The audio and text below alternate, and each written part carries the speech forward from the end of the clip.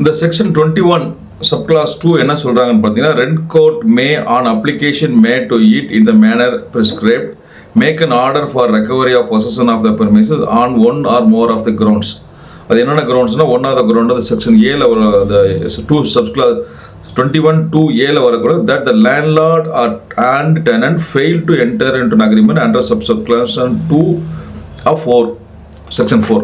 So section 4ல subclause 2ல சொல்லப்பட்ட அக்ரிமெண்ட் போடாமல் லேண்ட்லார்டோ டெனண்டோ போடலைன்னா அவங்க வந்து எவிக்ஷன் அதுக்கு அதே ஒரு கிரவுண்டாக வச்சு எவிக்ஷன் பெட்டிஷன் ஃபைல் பண்ணலாம் அப்படின்னு சொல்லியிருக்காங்க. இந்த சப்கிளாஸ் செக்ஷன் 4 சப்கிளாஸ் 2 என்ன சொல்கிறாங்கன்னா, பழைய அக்ரிமெண்ட், அதாவது இந்த சட்டம் வர்றதுக்கு முன்னாடி உள்ளவங்க டெனண்ட் வந்து 575 நாளுக்குள்ள இந்த ரெண்டல் அக்ரிமெண்ட் போட்டு ரெஜிஸ்டர் பண்ணியிருக்கணும்னு சொல்லியிருக்காங்க. ஸோ இந்த எவிக்ஷன் கிரவுண்ட் வந்து யாருக்கு அப்ளிகபிள் ஆகும்னா, இந்த டெனண்ட் இந்த 2017 சட்டம் வருவதற்கு முன்னாடி வந்த டெனண்ட்டு அவங்க 575 நாளுக்குள்ள ரெண்டல் அக்ரிமெண்ட் போடாமல் இருந்து ரெஜிஸ்டர் பண்ணாமல் இருந்தால் அவங்களுக்கு தான் இது அப்ளிகபிள் ஆகுன்ற மாதிரி தவிர அதுக்கப்புறம் வந்தவங்களுக்கு செல்லாது. ஸோ இதுலேயே என்ன சொல்லிட்டாங்கன்னா, அந்த 575 நாள் டைம் முடிஞ்சு போச்சு. ஸோ அந்த டைமுக்கு தாண்ட காலாவதி ஆயிடுச்சு. அந்த டைம் அந்த சட்டம் அமலுக்கு வந்து 575 நாள் எப்போயே முடிஞ்சு போச்சு. ஸோ அதுக்கப்புறம் இப்போ வந்து நீங்கள் இப்போ வந்து அவங்கெல்லாம் வந்து இப்போ என்ன பண்ணணும்னா, ரெண்டல் அக்ரிமெண்ட் ரெஜிஸ்டர் பண்ணி அதை ரிட்டர்ன் அக்ரிமெண்ட் போட்டு ரெஜிஸ்டர் போட்டுட்டு தான் வர முடியும் அப்படின்ற மாதிரி சொல்லிட்டாங்க. அதுவும் இல்லாமல் இந்த பர்டிகுலர் செக்ஷன் வந்து அந்த பழைய சட்டம் வரும், அதாவது செக்ஷன் 4 சப்கிளாஸ் 2 இதில் சொல்லப்பட்ட, அதாவது வந்து இந்த சட்டம் வருவதற்கு முன்னாடி உள்ள டெனன்சி அவங்க ரிட்டர்ன் அக்ரிமெண்ட் போடாமல் அந்த 575 நாளுக்குள்ள போடாமல் இருந்தோம் அவங்க தான் மட்டும் அப்ளிகபிள் ஆகுன்ற மாதிரி இருக்க தவிர இப்போ உள்ளவங்களுக்குலாம் வராது அப்படின்ற மாதிரி சொல்லிட்டாங்க. ஸோ இப்போ இதனால் என்ன வருதுன்னா, இப்போ இனிமேல் வரக்கூடியதுங்கள ரெண்டல் அக்ரிமெண்ட் போட்டு ரெஜிஸ்ட்ரேஷன் பண்ணியிருந்தால் மட்டும்தான் இந்த ஆக்ட் படி உள்ளுக்குள்ளே வந்து நம்ம கேஸ் ஃபைல் பண்ண முடியுமே தவிர அது போடாதவங்க இந்த கேஸை இனிமேல் வந்து எவிக்ஷன் கேஸ் வந்து இப்போ ஃபைல் பண்ண முடியாது. அதாவது வந்து நியூ டெனன்சி ஆக்டோட ப்ரொவிஷனே யூஸ் பண்ண முடியாது, எவிக்ஷன் கேஸும் ஃபைல் பண்ண முடியாது. அவங்களுக்கு உள்ள ரெமெடி என்னென்னா, காலாவதி அவங்க என்ன பண்ணணும், சிவில் கோர்ட்டில் நார்மலாக வந்து என்ன பண்ணணுமோ அதை தான் பண்ணணும். ஸோ அவங்களுக்கு சிவில் கோர்ட்டில் என்ன பண்ணலாம்னா, TP act transfer of property act படி ஒரு டெர்மினேஷன் நோட்டீஸ் போட்டுட்டு சிவில் கேஸ் போட்டு தான் காலி பண்ண முடியும். ஸோ இப்போ வந்து இந்த ஜட்ஜ்மெண்ட் வந்ததுக்கப்புறம் எல்லா லேண்ட்லார்டுக்கு வந்து பெரிய ஒரு ஆப்புன்னு சொன்ன மாதிரி பெரிய கஷ்டமான விஷயம்தான். அவங்க என்ன பண்ணியிருக்கணும், ஒன்று அவங்க ரெண்டல் அக்ரிமெண்ட்டை ரெஜிஸ்டர் பண்ணணும். ரெஜிஸ்ட்ரேஷன் பண்ணுனா அவங்க வந்து இந்த நியூ டெனன்சி ஆக்ட் படி இந்த RLTOP பண்ணி குயிக்கான எவிக்ஷன் கேஸ் போட முடியும். அப்படி இல்லாதவங்க என்ன பண்ணணும்னா, எவ்வளோ சீக்கிரம் அந்த ரெண்டல் அக்ரிமெண்ட் போட்டு அது ரெஜிஸ்ட்ரேஷன் பண்ணிடுறீங்களோ பண்ணிவிட்டு நீங்கள் அதுக்கப்புறம் நீங்கள் RLTOPயோ எவிக்ஷன் கேஸை போடலாம். இல்லை உங்களுக்கு அந்த மாதிரி டெனண்ட்டை வந்து உங்களுக்கு கோஆப்ரேட் பண்ண மாட்டுறாரு, அந்த ரெண்டல் அக்ரிமெண்ட் போட வரமாட்டுறாங்க அப்படின்னா உங்களுக்கு இருக்கிற ஒரே ரெமெடி என்னென்னா சிவில் ரெமெடி தான், சிவில் கோர்ட்டு தான் போகணும். சிவில் கோர்ட்டுக்கு போகிறதுக்கு நீங்கள் என்ன பண்ணணும்னா, ஒரு எவிக்ஷன் ஒரு டெர்மினேஷன் நோட்டீஸ் அனுப்பணும். அந்த டிபி ஆக்டில் சொன்னபடி டெர்மினேஷன் நோட்டீஸ் அனுப்பி அந்த டெர்மினேஷன் நோட்டீஸை பேஸாக வச்சு நீங்கள் வந்து எஜெக்ட்மெண்ட் சூட் ஃபார் எஜெக்ட்மெண்ட் மாதிரி சொல்லுவாங்க, அதை காலி பண்ணுறதுக்கான ஒரு சூட்டு சிவில் கோர்ட்டில் ஃபைல் பண்ணணும். அது மாதிரி ஒரு நிலைமை தான் இப்போதைக்கு உருவாயிருக்கு. இது உண்மையிலே நான் சொன்னபடி ஒரு சாபக்கேடான ஜட்ஜ்மெண்ட் மாதிரி தான் இருக்குது. ஆனால் அதுக்கு ஜட்ஜஸ் நம்ம குறை சொல்ல முடியாது. சட்டத்தில் அது மாதிரி வந்து சட்டம் ஏற்றுறவங்க நான் என்ன கேட்டால் நான் வந்து சட்டம் ஏற்றுறவங்க சரியான விஷயங்களை பண்ணலைன்ற மாதிரி தான் சொல்லுவேன். நீங்கள் என்னது காரணத்துக்காக நீங்கள் இந்த சட்டத்தை கொண்டு வந்தீங்க, குயிக்கான ரிலீஃப் கொண்டு வரணும். யாருக்கு, லேண்ட்லார்டுக்கு வந்து குயிக்காக எவிக்ஷன் பண்ணணும், இழுத்துட்டு கூடாது அப்படின்ற ஒரு காரணத்துக்காக தான் நீங்கள் வந்து இந்த சட்டத்தை கொண்டு வந்தீங்க. அப்போ அந்த சட்டம் எப்படி இருந்திருக்கணும், அப்போ இந்த ரெஜிஸ்ட்ரேஷன் பண்ணாதவங்க அவங்களும் RLTOP போடலாம், எவிக்ஷன் போடலாம், அந்த ஒரு காரணத்துக்காக போடலாம் அப்படின்ற மாதிரி ஒரு சட்டம் கொண்டு வரணும். அப்படி நீங்கள் சட்டம் கொண்டு வந்திருந்தால் எல்லாருமே ரெஜிஸ்ட்ரேஷன் பண்ணவங்களும் சரி ரெஜிஸ்ட்ரேஷன் பண்ணாதவங்களும் சரி கேஸ் போடுவாங்க. கேஸ் போடுறதுக்கு வாய்ப்பு, கேஸ் போடுறதுக்கு எல்லாருக்குமே அது ரிலீஃப் கிடைக்கும். இப்போ நீங்கள் என்ன பண்ணிட்டீங்க, குதிரையை கொடுத்து கொம்பு உடைச்ச மாதிரி நீங்கள் வந்து RLTOP அக்ரிமெண்ட் ரெஜிஸ்ட்ரேஷன் பண்ணால் மட்டும்தான் நீங்கள் வந்து RLTOPக்கு ரெண்டல் அக்ரிமெண்ட்டை ரெஜிஸ்ட்ரேஷன் பண்ணால் மட்டும்தான் RLTOP போட முடியும், எவிக்ஷன் போட முடியும், நியூ டெனன்சி ஆக்டில் ரிலீஃப் பண்ண முடியுன்றீங்க. அப்போ அவன் ரெஜிஸ்ட்ரேஷன் பண்ண முடியாதவனுக்கு நிலைமை என்ன சொல்கிறீங்க, பண்ண முடியாதுன்றீங்க. அப்போ எதுக்காக இப்போ இந்த கோர்ட்டுக்கு நீங்கள் கொண்டுட்டு வந்தீங்க, உங்கள் ஆப்ஜெக்டே இதாகிடுது. ஸோ இப்போ நீங்கள் என்ன பண்ணியிருக்கணும்னா, 2 ஆப்ஷன் பண்ணிருக்கணும். ஒன்று நீங்கள் இதில் வந்து இன்னொரு பியூட்டி என்னென்னா, இந்த ரெண்டல் அக்ரிமெண்ட் ரெஜிஸ்ட்ரேஷன் பண்ணுறதுக்கு என்றைக்கு டெனன்சி வந்தானோ அவங்க என்றைக்கு ரெஜிஸ்ட்ரேஷன் அக்ரிமெண்ட் போடுறீங்களோ அதுலேருந்து ஒரு குறிப்பிட்ட தேதி 60 நாளோ 90 நாளோ போட்டிருக்கீங்க, அதுக்குள்ளே ரெஜிஸ்ட்ரேஷன் பண்ணணுன்றீங்க. 90 நாள் முடிஞ்சு போச்சுன்னா அப்புறம் பண்ண முடியாது. அப்போ என்ன பண்ணுறீங்க, திருப்பி நீங்கள் ரெண்டல் அக்ரிமெண்ட் போட்டு தான் ஆகணுன்ற ஒரு நிலைமை வந்து புதுசாக ஒரு ரெண்டல் அக்ரிமெண்ட் போட்டு அதுக்கு ரிஜிஸ்ட்ரேஷன் பண்ண முடியுன்ற மாதிரி இருக்கீங்க. ஸோ அந்த மாதிரி சமயத்தில் இப்போ டெனண்ட்டை வந்து நான் அக்ரிமெண்ட்டை போட முடியாது, தர முடியாது அப்படின்னு சொன்னால் என்ன பண்ணுவீங்க? அப்போ அவங்களால ரெண்டல் அக்ரிமெண்ட்டும் போட முடியாது, ரெஜிஸ்ட்ரேஷனும் பண்ண முடியாது, அப்போ புது ஆக்டும் யூஸ் பண்ண முடியாது. அப்புறம் புது சட்டம் எதுக்காக கொண்டு வந்தீங்க? புதுசாக நீங்கள் வந்து ரெண்ட் கோர்ட்டுன்னு எதுக்கு கொண்டு வந்தீங்க? ரெண்டல் அத்தாரிட்டி என்ன கொண்டு வந்தீங்க? எதுக்காக குயிக்காக ரிலீஃப் கொடுக்கணும்னு கொண்டு வந்தீங்க? இப்போ பார்த்தீங்கன்னா இப்போவே வந்து பார்த்தீங்கன்னா ரெண்ட் கோர்ட்டில் உள்ள ஜட்ஜஸுக்கு வந்து வேலையே இல்லாமல் இருக்குது. ஏன் வேலையே இல்லைன்னா கேஸே இல்லை. ஏன் கேஸ் இல்லைன்னா ஏற்கனவே அந்த சம்மரி ப்ரொசீடிங் இருக்கிறதுனால சென்னை மாதிரி நகரங்களில் அவங்களுக்கு கேசஸ் வந்து குயிக்காக ரிலீஃப் ஆகிடும். ஒரு 2 வாய்தா 3 வாய்தா ஜட்ஜ்மெண்ட் கொடுத்துருவாங்க.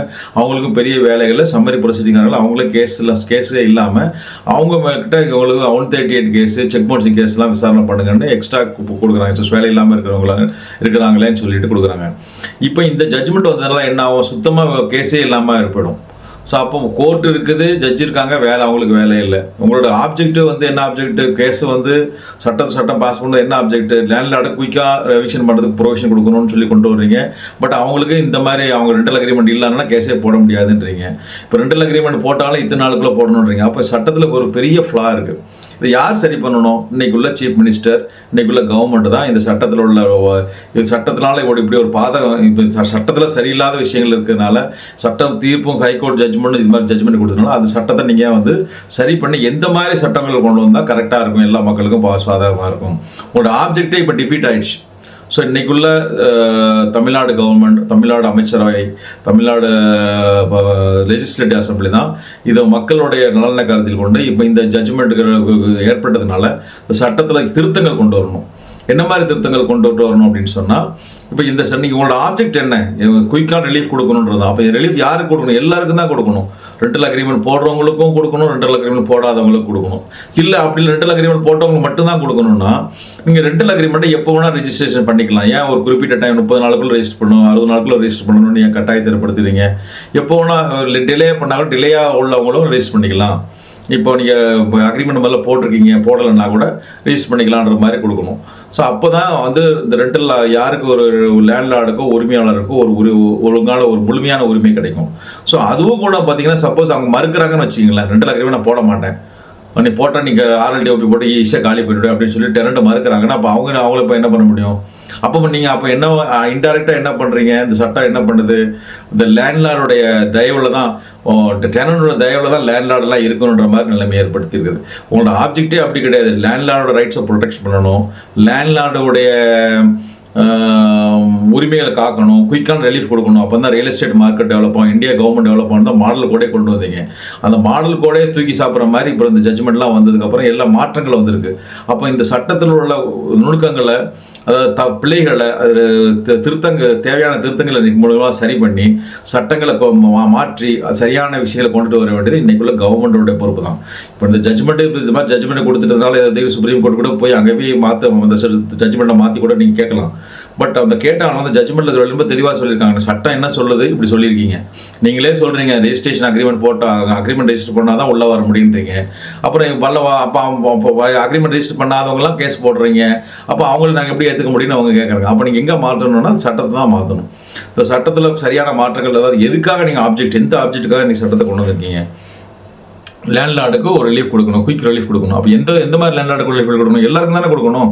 அக்ரிமெண்ட் ரெஜிஸ்டர் பண்ணணும் மட்டும் நான் ரிலீஃப் கொடுப்பேன், இவனுக்குலாம் கொடுக்க மாட்டேன்னு சொன்னால் சரியா?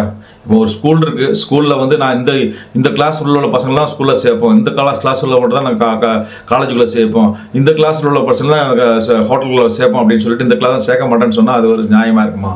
அது ஒரு டிஸ்கிரிபன்சியாக இருக்காதா? இப்போ வந்து அப்படி இருக்கும்போது நீங்கள் வந்து இந்த கோர்ட்டை அப்ரோச் பண்ணுற உரிமை எல்லாருக்கும் தான் கொடுக்கணும், எல்லா லேண்ட்லார்டுக்கும் தான் கொடுக்கணும். அக்ரிமெண்ட் ரெஜிஸ்டர் பண்ணவனுக்கும் கொடுக்கணும், அக்ரிமெண்ட் ரெஜிஸ்டர் பண்ணாதவங்களுக்கும் கொடுக்கணும். அப்போ தான் ஒரு நியாயமான இருக்கும். இப்போ வந்து அக்ரிமெண்ட் ரெஜிஸ்டர் பண்ணுறதுன்றது வந்து யார் கையில் இருக்குது? 2 பேரும் கையில். 2 பேரும் கோஆப்ரேட் பண்ணால் தான், லேண்ட்லார்டும் டெனண்ட்டும் கோஆப்ரேட் பண்ணால் தான் அந்த அக்ரிமெண்ட் ரெஜிஸ்ட்ரேஷன் பண்ண முடியும். இப்போ அக்ரிமெண்ட் ஒருத்தர் டெனண்ட் உள்ளே வந்துட்டு நான் அக்ரிமெண்ட் ரெஜிஸ்டர் பண்ணுறது கோஆப்ரேட் பண்ண மாட்டேன், கையெழுத்து போட மாட்டேன், நான் என்னோட அந்த ஃபார்மில் நான் கையெழுத்து போட்டு தர மாட்டேன், நான் ஆதார் தர மாட்டேன் அப்படின்னா அது ரெஜிஸ்ட்ரேஷன் பண்ண முடியாது. அப்போ என்ன வரைக்கும் இன்டெரக்டாக நீங்கள் வந்து இந்த ரெண்ட் கண்ட்ரோல் புது சட்டம்னு கொண்டுட்டு வந்து அது புதுசாக ஒரு அதோட ஆப்ஜெக்ட்டும் அந்த ஆப்ஜெக்ட் ஆஃப் அது வந்து டெனண்ட்டை குயிக்காக காலி பண்ணுறதுக்கு டெனண்ட் ரிலீஃப் கொடுக்கணுன்ற ஒரு இதையும் கொண்டுட்டு வந்து ஆனால் அது இல்லாமல் பண்ணிடுறீங்க. அப்போ என்ன இப்போ சட்டன்றது எதுக்கு இருக்குது? சட்டத்தில் நீங்கள் என்ன மாதிரி சட்டத்தை நீங்கள் ஃபாலோ பண்ணுறீங்க, என்ன மாதிரி சட்டத்தை நீங்கள் ஏற்றி வச்சுருக்கீங்க? ஒரு சட்டம் ஏற்றுறீங்கன்னா என்ன மாதிரி பண்ணணும்? எல்லாருக்கும் அது கரெக்டாக எல்லாருக்கும் பொருந்தணும், எல்லா சமயத்திலும் அது சரியான இருக்கணும், எல்லாருக்கும் தேவையான ரிலீஃபை கொடுக்கக்கூடியதாக இருக்கும். இப்போ இந்த சட்டம் பாருங்கள், ஒரு தவறான விஷயங்கள் ஒரு என்ன ஆப்ஜெக்டோ அந்த ஆப்ஜெக்டே இல்லாமல் பண்ணுது. ஸோ அதுதான் இப்போ நான் என்னோட இந்த வீடியோ மூலமாக நான் வந்து ரிக்வெஸ்ட் வைக்கிறேன். குறிப்பாக இந்த தமிழ்நாடு கவர்மெண்ட்டுக்கு இந்த ஜட்ஜ்மெண்ட்டை நீங்கள் என்னன்னு பாருங்கள், படித்து பார்த்து இதுக்கு என்ன ரிலீஃப், நீங்கள் என்ன ஆப்ஜெக்ட்டுக்காக அந்த சட்டம் கொண்டு வந்தீங்க, இப்போ இந்த ஆப்ஜெக்டே டிஃபீட் ஆகிடுச்சு, அப்போ நீங்கள் அதுக்கு என்ன பண்ணணும், அதுக்கும் சட்ட திருத்தம் கொண்டு வாங்க. எல்லாருமே ரெண்டல் அக்ரிமெண்ட் போட்டவங்களும் போடாதவங்களும் ஆர்எல்டிஓபி போடலாம், எவிக்ஷன் கேஸ் போடலாம், ரெண்ட் கவுண்டர் கோர்ட் யூஸ் பண்ணிக்கலாம், இந்த புது சட்டத்தை பயன்படுத்திக்கலாம் அப்படின்னு போடுங்க. இல்லைன்னா அட்லீஸ்ட் குறைஞ்சபட்சம் இந்த நீங்கள் டைம் லிமிட் வச்சுருக்கீங்க இல்லையா, அது ரெண்டல் அக்ரிமெண்ட் ரெஜிஸ்ட்ரேஷன் இத்தனை நாளுக்குள்ளே பண்ணணுன்றது, அந்த டைம் லிமிட்டை எப்போ டைம் டிலே ஆனால் கூட டிலே ஃபைன் பண்ணி பேமெண்ட் பண்ணி போனால் ரெஜிஸ்டர் பண்ணிக்கலான்ற ஒரு ஆப்ஷன் கொடுங்க. அப்போது அதுவும் இல்லாமல் சப்போஸ் டெனண்ட் இன்னும் ஒத்துழைக்கல, நான் ரெண்டல் அக்ரிமெண்ட் போட மாட்டேன், ரெஜிஸ்ட்ரேஷன் பண்ண மாட்டேன், சப்போஸ் என்றைக்கோ ஒரு பழைய ரெண்டல் அக்ரிமெண்ட் போட்டிருப்பாங்க, அது முடிஞ்சிருக்கும், காலாவதியாக இருக்கும், இப்போ வந்து டெனண்ட் வந்து நான் பண்ண முடியாது, ரெஜிஸ்ட்ரேஷன் பண்ண முடியாது, எக்ஸ்டெண்ட் பண்ண மாட்டேன், நான் புதுசாக ரெண்டல் அக்ரிமெண்ட் போட மாட்டேன் அப்படின்னா நீங்கள் என்ன பண்ணுவீங்க? காலி பண்ண முடியாது, சிவில் கோர்ட்டு தான் போகணும். அப்போ நீங்கள் இந்த ஆக்ட் கொண்டு வந்துட தேவையே இல்லையே, எதுக்கு இந்த ஆக்டை கொண்டு வந்தீங்க? ஸோ அதனால் நீங்கள் வந்து இன்றைக்குள்ள கவர்மெண்ட்டு கண்டிப்பாக இதை பொறுப்பெடுத்து இந்த சட்டத்தின இந்த ஜட்ஜ்மெண்ட்டில் என்ன சொல்லியிருக்காங்க, இதனால் மக்களுக்கு என்ன பாதிப்பாயிருக்கு, லேண்ட்லார்டுக்கு என்ன பாதிப்பாயிருக்கு, இதனால் சமூகத்தில் என்ன பிரச்சனை வந்திருக்கு, அதெல்லாம் அலசி ஆராய்ஞ்சு கண்டிப்பாக ஒரு மாற்றத்தை கொண்டு வருவாங்க, நம்பிக்கையோடு கொண்டு வரணுன்ற ஒரு இதோட இந்த வீடியோ போடுறேன். மக்களே, இதை பார்க்குற எல்லாருமே இதை உங்களுடைய கருத்து என்னன்னு சொல்லுங்கள். இது என்னோட கருத்தை நான் பதிவு பண்ணுறேன். இன்றைக்கி இந்த கவர்மெண்ட் இதை பொறுப்பெடுத்து இதுக்கு இந்த சட்டம் புதுசாக சட்ட திருத்தம் கொண்டு வந்து இந்த சட்டத்தினால இப்போ இந்த ஜட்ஜ்மெண்ட்னால் வரக்கூடிய பாதிப்பை இல்லாமல் ஆக்கணும். எல்லாருக்குமே இந்த கோர்ட்டை அப்ரோச் பண்ணுற மாதிரி ஒரு நிலைமை கொண்டுட்டு வரணும். எல்லாருக்குமே அந்த நியூ டெனண்ட் ஆக்டில் எவிக்ஷன் கேஸ் ஃபைல் பண்ணலாம், அவங்களுக்குள்ள நியூ டெனண்ட் கோர்ட்டோடைய உரிமையை பயன்படுத்தி கொள்ளலாம், சட்டத்தினுடைய பலன்களை பயன்படுத்திக்கலான்ற ஒரு நிலைமை வரணும். அப்போ தான் ஒரு நியாயமான சட்டமாக இருக்கும், அது நியாயமான முடிவாகவும் இருக்கும். அது இல்லாமல் அக்ரிமெண்ட் பண்ணவங்க மட்டும்தான் பண்ண முடியும், அக்ரிமெண்ட் ரெஜிஸ்டர் பண்ணாதவங்க பண்ண முடியாது அப்படின்னு சொன்னால் அது வந்து it is not fair, it is not எத்திக்கல்ன்ற மாதிரி தான் நான் ஃபீல் பண்ணுறேன். உங்களுடைய கருத்துக்கள் என்னன்றதை சொல்லுங்கள்.